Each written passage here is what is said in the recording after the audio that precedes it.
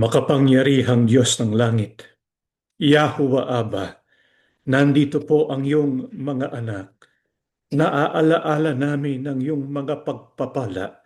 Tinawag mo kami para magkaroon ng kaugnayan sa iyong bugtong na anak. Ngayon kami po'y mga anak mo na magalang na lumalapit sa iyo. Sinasamba at pinupuri ka namin. Salamat po ng napakarami sa patuloy mong patnubay at pagpapalakas sa iyong mga anak. Marami po kaming mga pinagdadaanan, subalit sa kabila ng mga pagsubok, sa kabila ng mga sakit at iba't ibang uri ng kahirapan, damang-dama namin na ikaw ang aming kapiling. Ito'y nagbibigay ng inspirasyon sa iyong mga anak. Kaya mula sa aming mga puso, pinupuri ka namin, sinasamba ka namin. Minsan pa, Ama, maawa ka sa iyong mga anak. Di kailanman magiging karapat-dapat kami sa iyo. Patuloy po kami na nagkakasala. Kaya po muli kaming humihingi sa iyo. Pakipatawad kaming ganap sa lahat ng aming pagkukulang. Panginoong Yahushua, alika po sa piling namin. Sa pagsambang ito, ikaw na ang aming madama. Ang mga panalangin ng iyong mga hinirang, dinggin mo po at ilapit sa ating Ama. Maghari ka nawa sa aming puso, sa aming pag-iisip, para kami po'y magkaroon ng tunay na shalom, para kaming lahat makapagpatuloy pa sa ginagawang paglilingkod. Ama, mag-aaral kami ng iyong mga salita. Kaligayahan namin ito, nawa makinabang ang aming kaluluwa, maging kasangkapan mo po kami sa tunay na pagpapala. Pakibasbasa ng kabuhayan ng iyong mga anak, maging ang aming iniabuloy sa iyo. Pakibasbasan kaming lahat, saan man po kami naroroon ngayon. Kami po'y sumasampalataya, dininig mo ng aming panalangin sa pangalan po ng aming tagapagligtas na si Yahushua HaMashiach. Amen.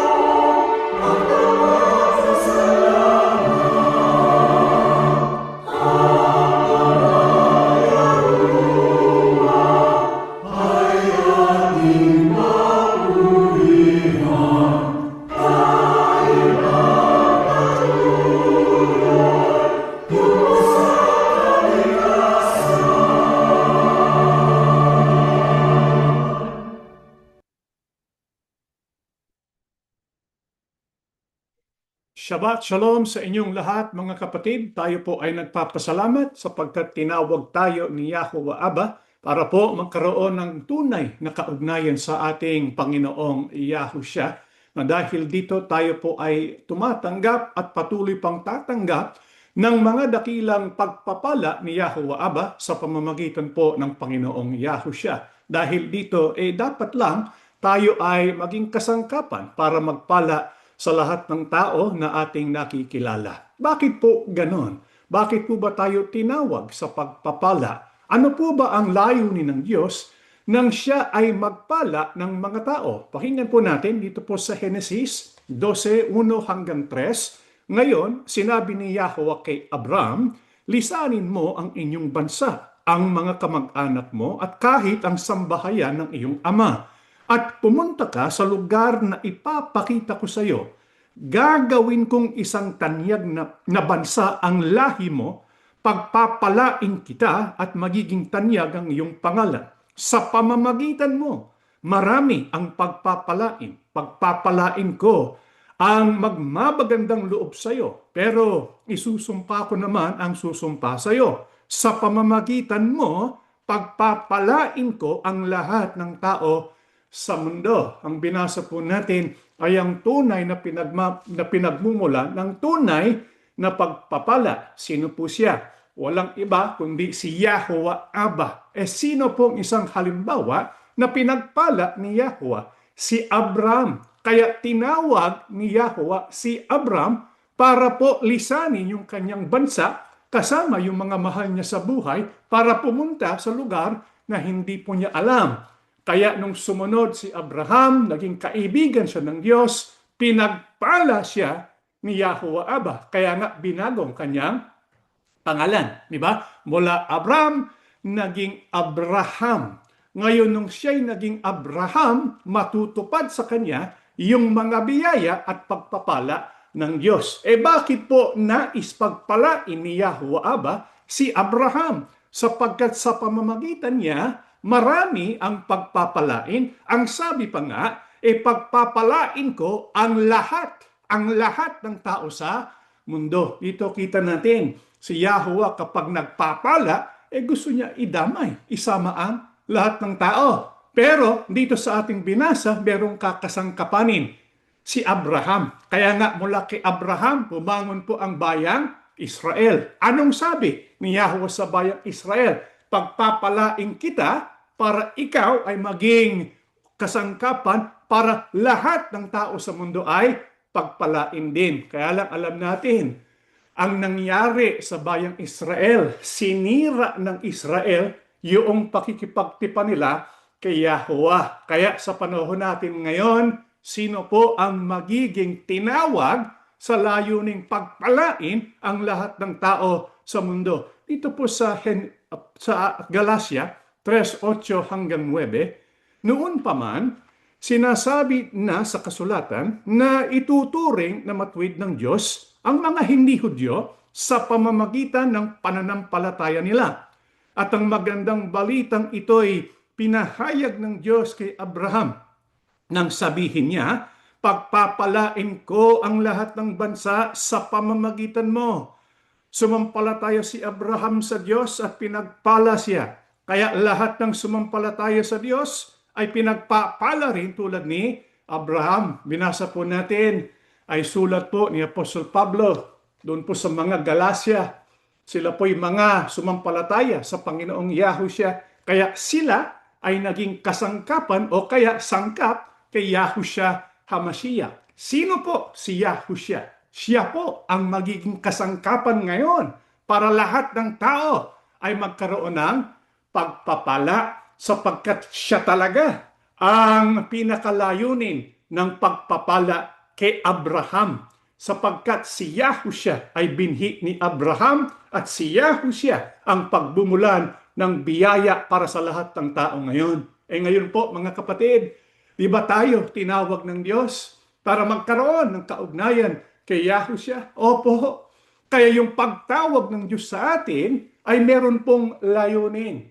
Tayo po ay magiging kasangkapan para pagpalain ang lahat ng bansa sa pamamagitan natin. Kaya tinawag tayo ng Diyos sa pagpapala. Dapat matuto tayong mabuhay sa pagpapala. Para sa lahat ng taong nasasagupan natin, sila ay pagpalain din ng Diyos. Pero paano po natin gagawin yon? Opo, tinawag tayo sa pagpapala. Pero paano po natin magagawa na tayo nga ay maging pagpapala? Dito po sa unang Pedro 3:8 hanggang 9, katapus-tapusan, kayong lahat ay mga kaisang akala, madamayin, mga ibang tulad sa mga ibigang tulad sa magkakapatid, mga mahabagin, mga mapagpakumbabang pag-iisip, na huwag ninyong gantihin ng masama ang masama o ng alipusta ang pag-alipusta, kundi ng pagpapala. Sapagkat dahil dito kayo'y tinawag upang kayo'y mana ng pagpapala. Paano po natin matutupad, magagawa na tayo po ay maging pagpapala? Ayon po kay Apostol Pedro, dapat mabuhay tayo ng merong pag-ibig, pero merong uring pag-ibig ang hinahanap sa atin ng Diyos. Hindi po yung pag-ibig na karaniwang alam ng tao. Ito po ay kakaiba. Ito po ay radikal na pag-ibig. At dito makikita yung tunay na nabubuhay sa pagpapala. Napansin po ninyo yung sinabi ni Apostol Pedro, yung tunay na nabubuhay sa pagpapala ay nahahayag sa kanyang pamumuhay.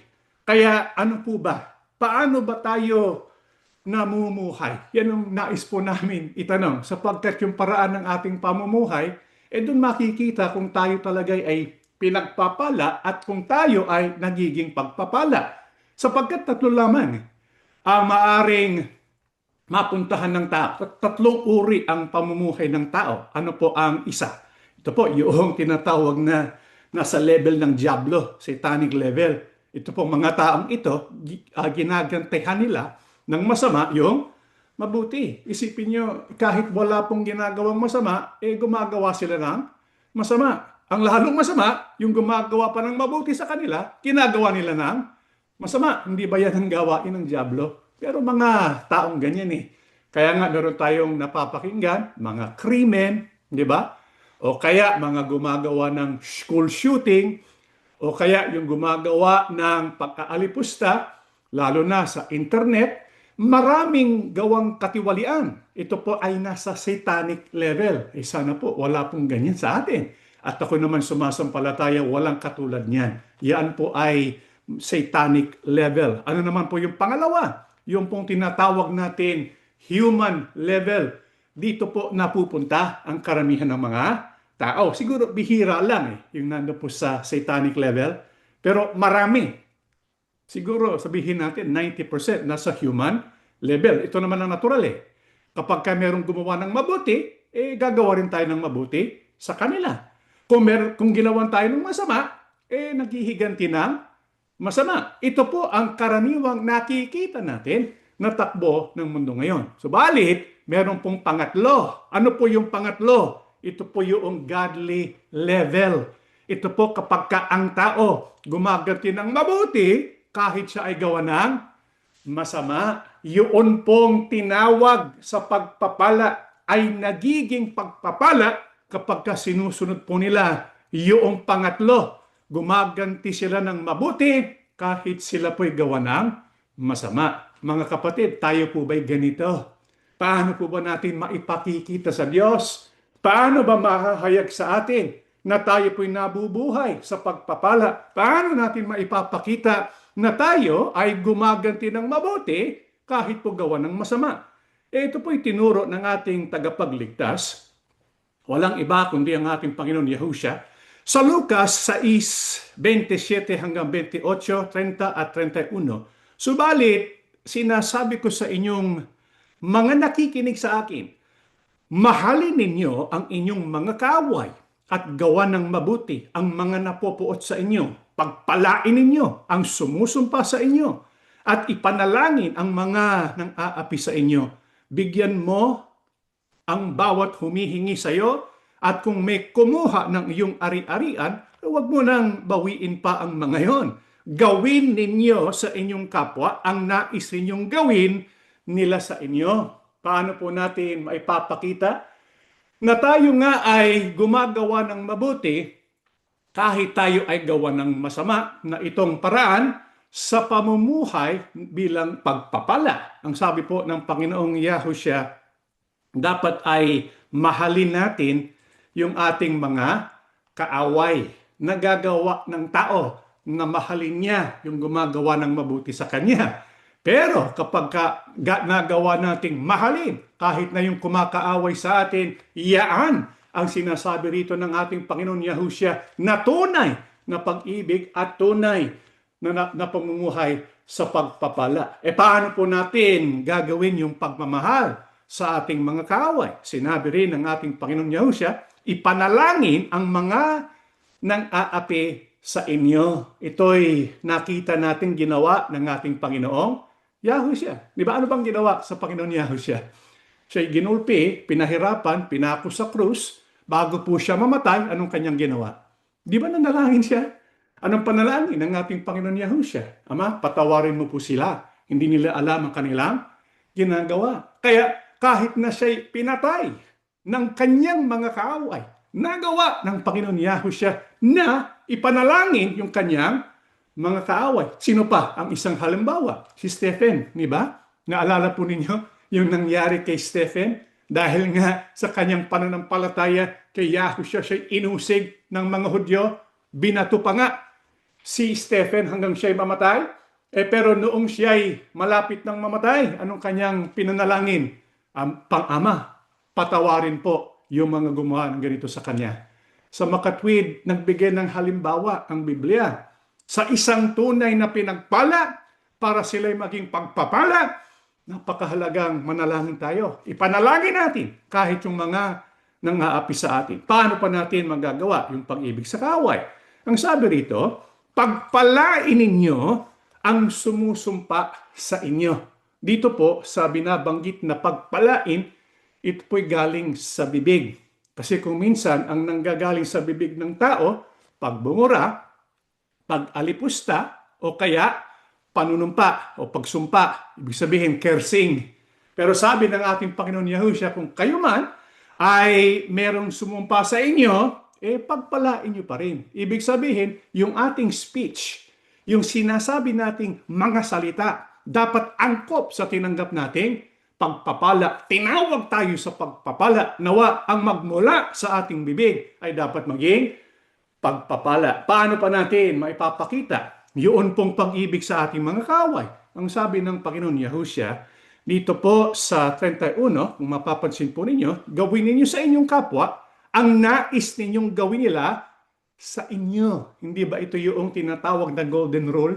Yung dalawang pangunahing utos na binanggit o binigay na halimbawa ng ating Panginoon Yahushua. Ito po'y ukol sa pag-ibig. At ang sabi ng Panginoong Yahushua, gawa ng mabuti ang iyong kapwa kahit yung kapwa ay iyong kaaway. Kahit pa napopuot sila sa inyo, dapat gawa natin ng mabuti. Makapangyarihan kasi yun eh.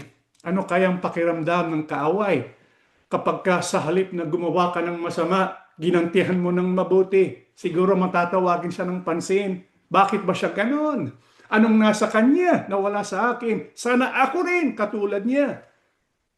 Masasabi natin, dahil po dyan, mas makapangyarihan yan kaysa sa anumang gawin natin o kaya anumang sabihin natin, sapagkat siya na nagbubukas ng puso ng tao para tanggapin ang Panginoong Yahushua. Kaya para tayo maging pagpapala, dapat nakahanda tayo gumawa ng mabuti kahit na sa isang taong umaapi sa atin. Pero sino po ang dapat nating gawa ng mabuti? Pakinggan po natin dito po sa taga-Galacia 6:1 hanggang 2, mga kapatid, kung may magkasalaman sa inyo, kayong mga ginagabayan ng banal na Espiritu ang dapat tumulong sa Kanya para magbalik loob sa Panginoon. Ngunit gawin niyo ito ng buong hinahon at mag-ingat kayo dahil baka kayo naman ang matukso.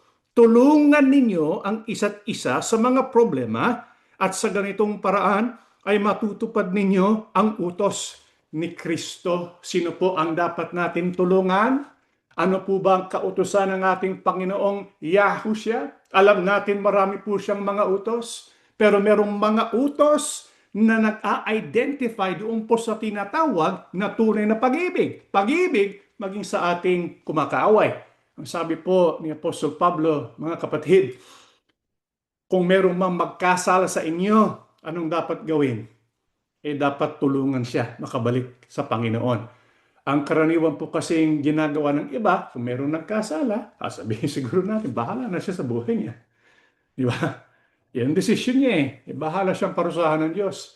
Talagang paparusahan siya ng Diyos. Pero anong gustong gawin ng ating Panginoong Yahushua na tinuro ni Apostol Pablo? Dapat gawin natin yung kagustuhan, yung pong utos ni Yahushua. Ano po yun?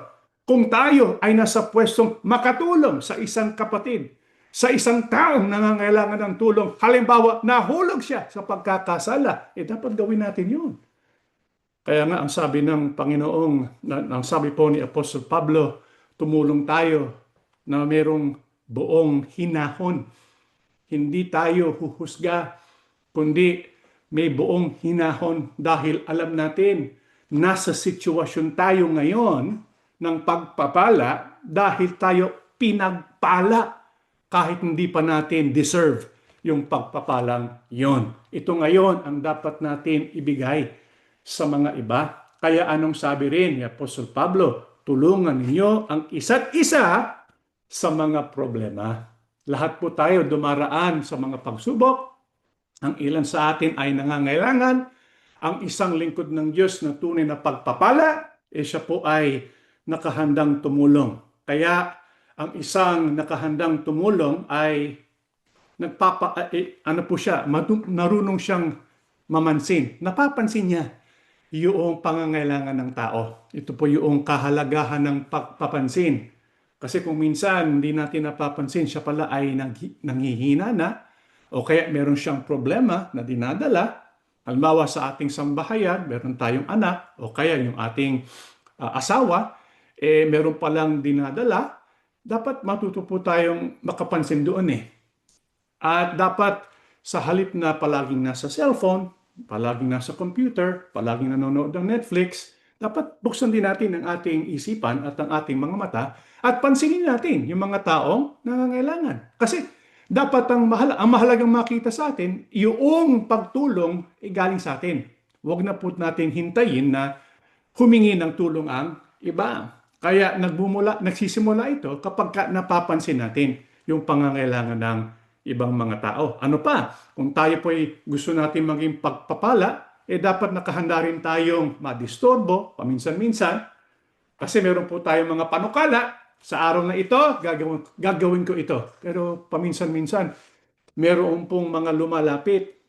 Iisipin natin, ako, maaantala ako. Pero kung pag-aaralan natin ang ministeryo ng Panginoon Yahushua, di ba maraming lumapit sa Kanya? Pero anong sinabi ng Panginoon Yahushua? Sinabi ba niya, ayokong maantala, kaya wag mo muna akong lapitan. Hindi Yung mga lumapit sa Kanya, yung mga leper, yung babaeng merong problema sa dugo, yung mga bulag, lahat yung pinagaling ng ating Panginoong Yahushua. Kaya kung meron pong lumapit sa atin, o kaya merong isang pangyayari na nasa isip natin, maaantala tayo sa ating iba't ibang nais gawin sa buhay, isipin natin, yun po'y pagtawag ng Diyos para tayo maging kasangkapan sa pagpapala ng mga tao. Kaya mabuti na tayo ay gumawa ng mabuti. Pero ano pa? Ano pa ang dapat makita sa atin para masabi natin na tayo nga ay pagpapala? Dito po sa Efeso 4:1-29, bilang isang bilanggo dahil sa paglilingkod sa Panginoon, hinihilin kong mamuhay kayo ng karapat-dapat bilang mga tinawag ng Diyos. Huwag kayong magsasalita ng masama, kundi iyong makakabuti at angkop sa sitwasyon para maging kapaki-pakinabang sa nakakarinig. Ano po ang isa pang dapat makita sa atin para tayo ay maging mapagpala? Dapat po ay makita sa atin yung angkop at tamang pananalita sapagkat yung salita ng tao, makapangyarihan yan. Ang nakalulungkot sa panahon natin ngayon, yung mga tao, yung natatanggap nila ay ang mga salitang hindi po nakakatulong, kundi mga salitang mabibigat, mga salitang nakakasira. Kaya napakaraming mga tao ay depressed sila sapagkat yun pong napapakinggan ng tao, malaking epekto nun. Kaya anong sabi ni Apostol Pablo? Kung tunay na tayo tinawag ng Diyos, dapat tayo mamuhay ayon sa ating pagtawag. Paano po natin papakita na tayo ay tinawag talaga ng Diyos? Huwag kayong magsasalita ng masama. Anong oring pangungusap ang dapat makita sa atin? Yung makakabuti at angkop sa sitwasyon para tayo maging pakinabang sa nakakarinig. Yan pong ibig sabihin na tayo ay pagpapala. Pagpapala sa gawa, pagpapala sa ating mga salita. Bakit mahalaga ang salita? Dito po sa Kawikaan 18:21, ang salita ng tao ay makapagliligtas ng buhay o kaya ay makamamatay. Kaya mag-ingat sa pagsasalita sapagkat aanihin mo ang mga bunga nito. Ayon po sa banal na kasulatan, yung salita natin para yang pagtatanim. Pagka meron kang tinatanim, meron kang aanihing bunga nito. At kung gusto po natin magkaroon tayo ng magandang epekto sa mga taong kasama natin sa buhay, halimbawa sa ating sambahayan, meron tayong mga anak, meron tayong asawa, ano bang nanggagaling sa ating bibig? Ang nakalulungkot kasi, kung minsan sa isang sambahayan, pagka nag-uusap ang magulang at ang anak, puro pagalit di ba? Bumibitiw ng mga salita ng katulad ng wala ka namang pakinabang. O kaya, napakabobo mo. O kaya, napakatamad mo. O kaya, kung ano-ano pa ang mga sinasabi. Kapag paulit-ulit na binabanggit yung mga salitang yun, magiging identity yun ng isang taong kausap natin. Kaya yung magiging bunga ng pananalitang yun ay kung ano yung ating sinabi. Kaya kung gusto po natin na umasenso o kaya mapabuti ang ating mga mahal sa buhay, mapabuti ang isang tao, dapat maingat tayo sa ating mga sinasabi. Opo, kailangan magpuna, di ba? Walang masama. Ang totoo, ang sabi ng mga apostol, dapat magturo tayo at magsabi tayo ng totoo. Pero dapat totoo na meron poong pag-ibig. Kaya anong uring pananalita ang dapat natin gamitin kung sakasakali halimbawa kinakailangan tayong pumuna. Pakinggan po natin dito po sa Kawikaan 16:24, mga maligayang salita ay parang pulot pukyutan, matamis sa kaluluwa at kagalingan sa mga buto. Kaya bago po tayo magsalita, dapat gamitin muna natin ang pag-iisip. Ang problema, kapag salita ng salita, hindi naman iniisip, nung pala nagbitaw ng salita na lalong mapasasama yung sitwasyon. Anong uring salita ang dapat manggaling sa ating bibig? Yung maligayang salita. Anong ibig sabihin ng maligayang salita? Yung salita na nakakatulong para gumaling. Hindi po yung salita na lalo pang sasama yung tao. Kaya nga yung maligayang salita, matamis sa kaluluwa at kagalingan sa mga buto. Kaya kung meron pong manggagaling sa ating bibig, dapat ito'y udyok ng pag-ibig. Anong uring pananalita? Ang nais ni Yahuwah Abba na salitain natin, lalo na sa mga taong kasakasama natin. Pakinggan po natin ang nakasulat po sa mga bilang, 6:22-26. Sinabi ni Yahuwah kay Moises, sabihin mo kay Aaron at sa kanyang mga anak na ang mga salitang ito ang bibig kasi nila sa pagbabasbas nila sa mga Israelita. Pagpalain ka nawa at ingatan ni Yahuwah. Kahabagan ka nawa at subaybayan ni Yahuwah. Lingapin kanawa at bigyan ng kapayapaan ni Yahuwah. Mga kapatid, ano po ang dapat makita o uri ng pananalita sa atin? Yung salita na ginagamit natin, yung pangalan ni Yahuwah, pangalan ng Diyos, para mabasbasan ang ating kapwa, ang ating mga mahal sa buhay. Kung minsan, hindi natin po ito nagagawa pero napaka-kapangyarihan ito. Kung tayo bilang mga magulang o kaya tayo bilang mga kaibigan, pinagpapala natin sila sa pamamagitan ng pangalan ni Yahuwah at sa pangalan ni Yahushua. Halimbawa, aalis yung ating mga anak, bihin natin, anak, pagpalain kawa at ingatan ni Yahuwah. Ang kanyang muka ay mapasayo upang ikaw ay ingatan at bigyan ng kapayapaan. Kapag kayo ng ating sinasabi, sa halip na nagmumura tayo, sa halip na tayo ay gumagawa ng masasakit na pananalita, kung pagpapala, kung pagbabasbas ang manggagaling sa ating mga bibig, iyon po ay magiging katuparan noon pong panukala ng Diyos na tayo ay magiging uri o magiging kasangkapan ng pagpapala para sa lahat ng tao. Kaya para tayo maging pagpapala, number one, manalangin tayo. Panalangin natin ang lahat ng tao. Pangalawa, basbasan natin ang mga tao.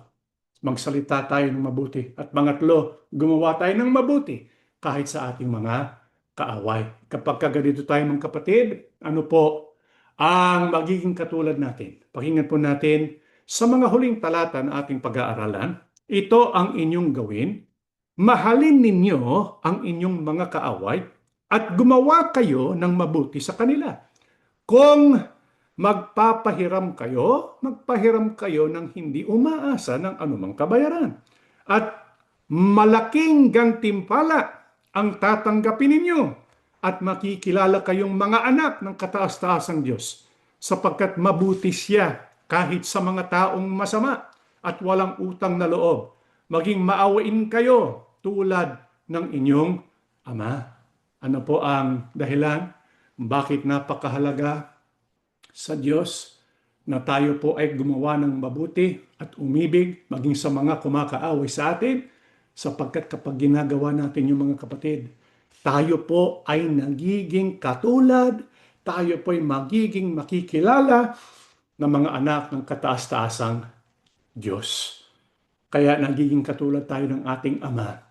Kapag ka ito'y nagagawa natin, ang sabi ng Diyos, malaking gantimpala ang tatanggapin ninyo. Ito'y tinuro ng ating Panginoong Yahushua. Mga kapatid, nung tayo po'y tinawag ni Yahweh, hindi ba tayo ay makasalanan pa? Hindi ba tayo ay hindi naman karapat-dapat? Minsan, wala po tayong utang na loob. Sa kabila po ng ating mga kahinaan, tinawag tayo ni Yahweh, pinagpala tayo ni Yahweh. Bakit? Sapagkat maawain ng ating Diyos. Ang gusto naman ng Diyos, kung paano tayo pinagpala niya, yung pagpapalang yon ang ipahayag natin sa buong mundo. Ipahayag natin sa lahat ng tao. Upang sa ganon, tayo po'y magiging katulad ni Yahuwah at ni Yahushua HaMashiach. Yan pong ating leksyon. Tayo po'y tumayo at tayo po ay mananalangin. Ama naming Diyos, Yahuwah Abba, tunay na ikaw ang pinaggagalingan ng tunay na pagpapala. Salamat, ito pong aming nadama, ito pong aming natanggap, pinupuri at pinasasalamatan ka namin. Turuan mo po kami, Ama, mabuhay sa pagpapala. Maging kasangkapan kami upang maipanalangin, mabasbasan at magawa ng mabuti ang lahat ng tao, kahit pa ang mga umaalipusta sa amin. Ama, tulungan mo ang iyong mga anak, lalo na ang bawat sambahayan. Maging mabuti sana ang bawat relasyon. Alam namin ito lang ay mangyayari kapag kami po'y gumagawa ng mabuti at nabubuhay sa pag-ibig. Marami pa kaming dapat matutunan. Kailangan pa namin sumulong sa tamang paraan ng pamumuhay. Maging katulad kami ninyo, katulad ng iyong bugtong na anak. Panginoong Yahushua, ikaw po ng aming kailangan. Sa tuwing kami po'y nagkakamali, pakituwid po ang iyong mga hinirang. Magpaalala ka po sana sa mga dapat pa naming gawin para unti-unti kami pong lahat sumulong sa pananampalataya at sa iba't ibang kaalaman ng patungkol po sa iyo. Ama, pakibasbasan ng iyong mga anak na merong mabibigat na mga problema. Pakibasbasan ng lahat ng mga merong sakit. Magpagaling kapo't maghimala para lahat po kami, Ama, makapagpatuloy pa sa paglilingkod namin sa iyo. Kami po'y sumasampalataya. Dininig mo ng aming panalangin sa pangalan po ng aming tagapagligtas na si Yahushua HaMashiach. Amen.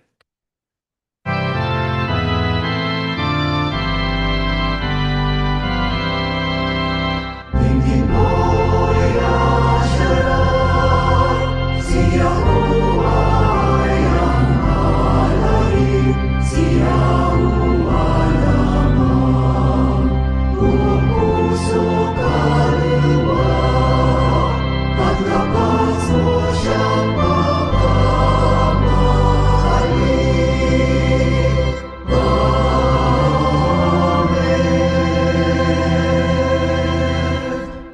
ang walang malo na pag-ibig at masaganang awa ni Yahuwah Abba, ang biyaya at kapangyarihan ni Yahushua HaMashiach, at ang laging paggabay ng banal na Espiritu ay sumating lahat ngayon at magpakilanman. Amen.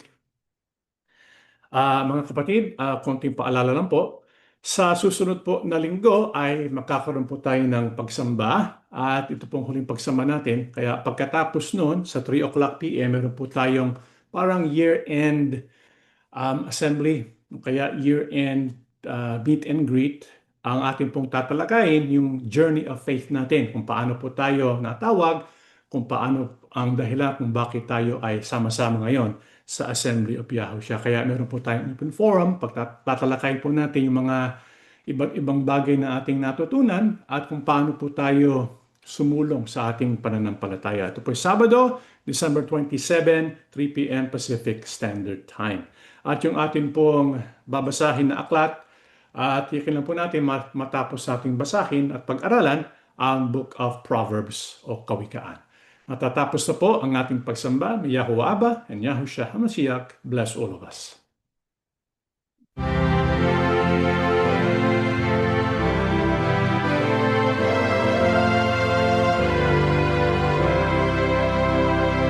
Sa pag-ibig